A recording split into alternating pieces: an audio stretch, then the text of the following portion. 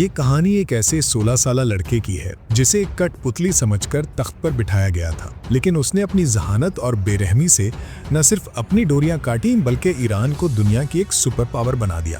تاریخ اسے شاہ عباس اعظم یعنی شاہ عباس دی گریٹ کے نام سے یاد کرتی ہے۔ 16ویں صدی کا آخر تھا۔ ایران کی صفوی سلطنت جو شاہ اسماعیل نے بنائی تھی اب بکھر رہی تھی۔ مغرب سے عثمانی ترک ایران کو کھا رہے تھے، مشرق سے ازبک حملے کر رہے تھے، اور گھر کے اندر قزلباش سردار یعنی فوجی لیڈرز اتنے طاقتور ہو چکے تھے کہ وہ بادشاہوں کو اپنی مرضی سے تخت پر بٹھاتے اور قتل کر دیتے تھے۔ ایسے میں 1587 میں ایک 16 سالہ لڑکا تخت پر بیٹھا۔ قزلباش سرداروں نے سوچا یہ بچہ ہمارا غلام رہے گا، لیکن وہ نہیں جانتے تھے کہ یہ بچہ شیر کی کھال میں لومڑی ہے۔ عباس کو تخت پر بٹھانے والا طاقتور سردار مرشد قلی خان تھا۔ وہ عباس کے نام پر خود حکومت کر رہا تھا۔ عباس نے خاموشی سے سب کچھ دیکھا، اس نے صبر کیا، اس نے خفیہ طور پر دوسرے سرداروں اور عوام کو اپنے ساتھ ملایا۔ پھر ایک دن اچانک عباس نے پانسا پلٹ دیا۔ اس نے مرشد قلی خان کو ایک دعوت میں بلا کر قتل کروا دیا۔ اس دن 17 سالہ عباس نے دربار میں کھڑے ہو کر اعلان کیا، آج سے کوئی سردار حکم نہیں چلائے گا، صرف شاہ کا حکم چلے گا۔ یہ اس کا پہلا ماسٹر سٹروک تھا۔ شاہ عباس جانتا تھا کہ اس کی پرانی فوج قزلباش تلواروں سے لڑتی ہے، جبکہ اس کے دشمن عثمانی جدید توپوں اور بندوقوں سے لیس ہیں۔ اسے بارود چاہیے تھا۔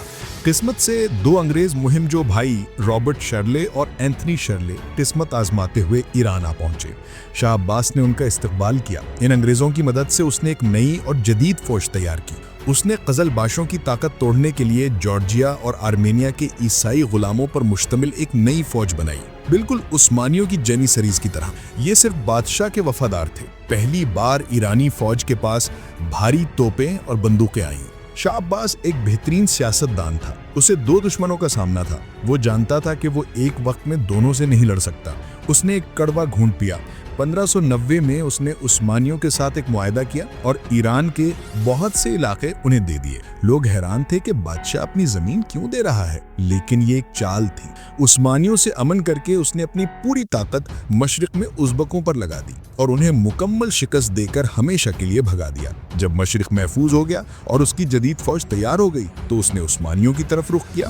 اس نے اپنے دیے ہوئے تمام علاقے واپس چھین لیے، یہاں تک کہ بغداد بھی فتح کر لیا۔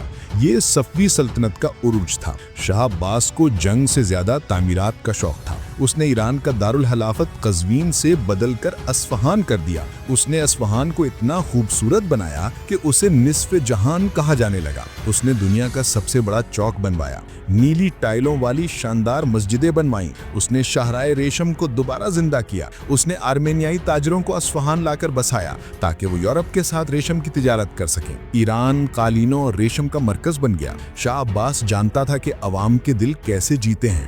جب اس نے مشہد یعنی امام رضا کے مزار والے شہر کو ازبکوں سے آزاد کرایا تو وہ اصفہان سے مشہد تک پیدل چل کر گیا۔ ایک بادشاہ کو دھول میں پیدل چلتے دیکھ کر عوام اس کے دیوانے ہو گئے۔ ہر عظیم بادشاہ کی کہانی میں ایک تاریک باب ہوتا ہے۔ شاہ عباس کا المیہ شک یا پیرانویا تھا۔ اس نے اپنے باپ کو معزول کر کے تخت لیا تھا، اس لیے اسے ڈر تھا کہ اس کے بیٹے بھی اس کے ساتھ ایسا ہی کریں گے۔